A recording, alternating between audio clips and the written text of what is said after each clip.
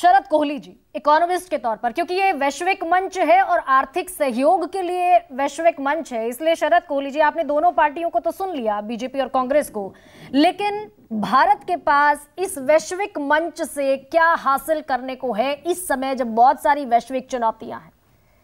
हम क्या हासिल कर सकते हैं?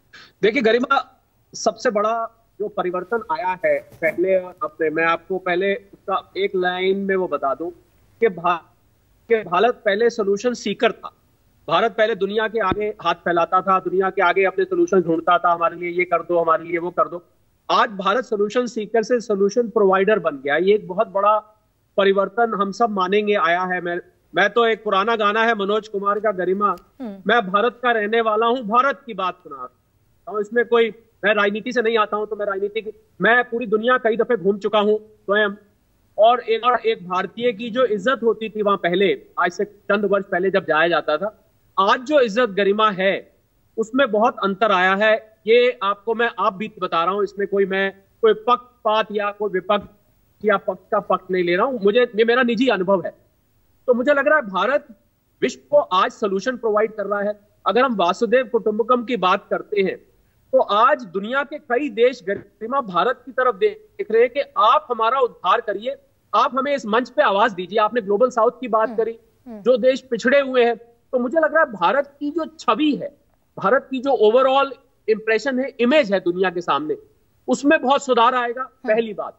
दूसरी बात, एक्सपोर्ट भारत की तरफ, आज भारत स्पेस का सोल्यूशन दे रहा है, फिनटेक का सोल्यूशन दे रहा है, फार्मास्यूटिकल्स का सोल्यूशन दे रहा है, तो जो एनर्जी का सोल्यूशन दे रहा है। जो दुनिया के सामने जो समस्याएं हैं, मुझे लग रहा है भारत उसका सोल्यूशन दे रहा है। और एक आपकी अगर प्रश्न का मैं गरिमा सीधा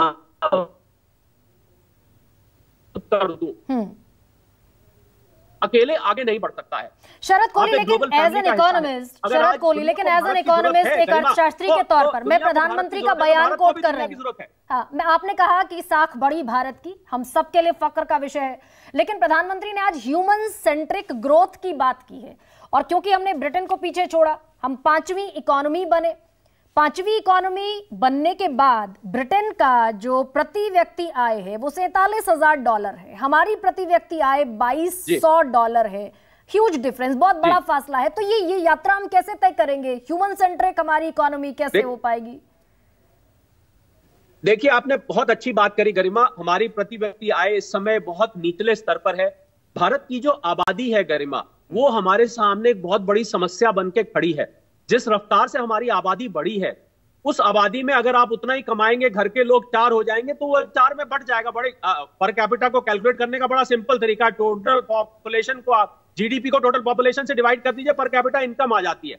पर गरिमा, इसमें अगर 13.5 करोड़ लोग मल्टी डायमेंशनल पॉवर्टी इंडेक्स में गरीबी की रेखा से ऊपर, खाली जेब में रखे या बैंक में रखे पैसे नहीं है गरीबी। अगर आपके पास न्यूट्रिशन नहीं है, आपके पास एजुकेशन नहीं है, आपके पास पानी नहीं है, बिजली नहीं है, आपके पास टॉयलेट नहीं है, अगर ये चीजें नहीं है, तो मैं समझता हूं खाली पैसे से गरीबी नहीं मापी जाती है। गरीबी मापने का एक अलग तरीका है जिसको हम मल्टी डायमेंशनल पॉवर्टी कहते हैं। तो कम से कम एक प्रयासरत है, और गरीबी आज की समस्या नहीं है। गरीबी हटाओ का नारा तो बहुत पुराना है हमारे देश में। हमारे मित्र रोहन इस बात से अग्री करेंगे, उनकी सरकार ने ये नारा दिया था, गरीबी हटाओ। तो मुझे लगा ये इतना पुराना नारा है, तो इससे निजात आहिस्ता आहिस्ता मिलेगी। इसके लिए कोई मैजिक नहीं है।